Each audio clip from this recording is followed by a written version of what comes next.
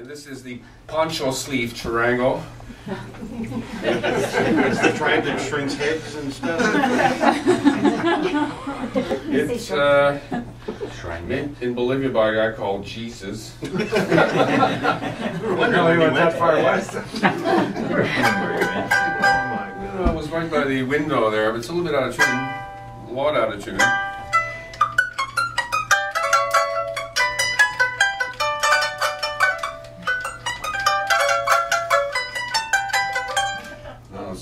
Slippery too. When I first got it, I was very unhappy for about an hour. I couldn't play it; it was too small until it kind of sharpened my fingers. It's still hard, but it's out of tune. But anyway, just showing it to you guys, it's a lot of fun. The body and the neck is one piece of wood carved like a spoon, and then the belly is glued on. The intonation is actually quite exquisite for such a small instrument. It's just horribly afraid out of tune. So I'll play the bagpipe. Before you put it away, how do you tune it? What's the tuning? Yeah, it's just all your guitar players, you don't know, you can already play it. Because 4 of the strings are tuned like a guitar, and you get an extra B string, which is a bit weird. And some of the strings are double, so if you can recognize, see there's a D. It's a little bit out of tune right now, D minor, C. And I'm changing it to this strung like a banjo the next time I change strings, and then I'll bring it back. But the bagpipes, these are the kitchen pipes. They're actually 2 gloves. I told Joan, I can't do the dishes because I'm trying to get my calluses, and then there's 2 yellow gloves here. And the next thing. Anyway, I used them to put inside the bag with some beer siphon holes and Swedish eel knots. But it's a real valid instrument.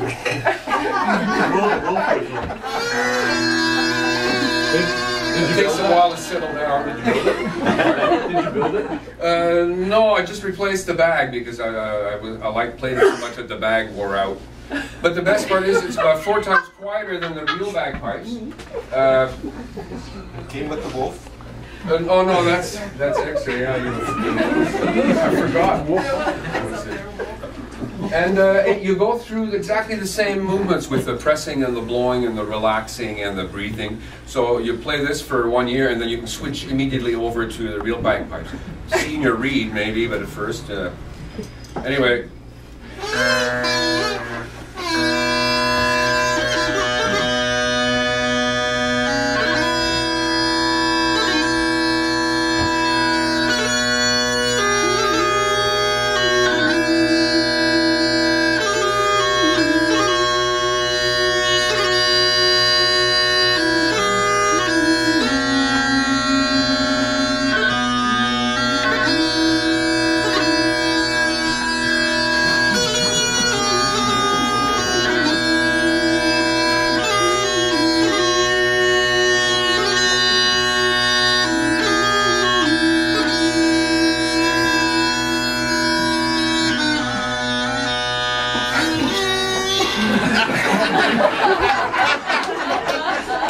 Thanks for not laughing that loud. I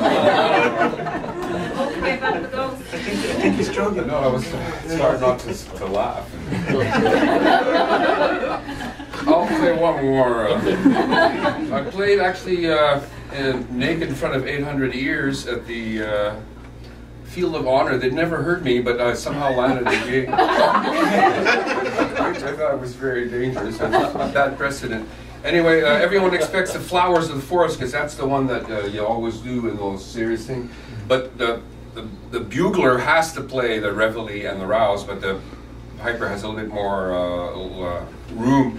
So I played, I think it was a spiritual canticle from by a Breton monk in some abbey somewhere. And I could see everybody, all the traditionalists, that's not Flowers of the Forest. But then my drones were so in tune that I really nailed it, and then their bristles suddenly softened, and then by the end of the tune, with exactly 1 minute, I saw a few tears, and then I knew that.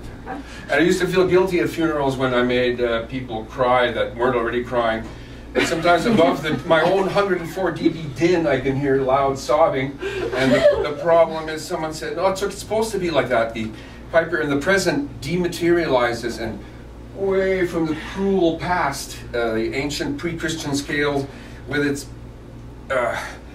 pre-equal temperament intervals instantly links the listeners or participants to the past and their forebears, and then it's okay, it means I disappear, it's not my fault. Anyway, I highly recommend the bagpipes. It shows that it's possible. I practice with a football in Okay, one more tune, and then that should be about it. I'll do it. Actually, I have to think of which tune before I start.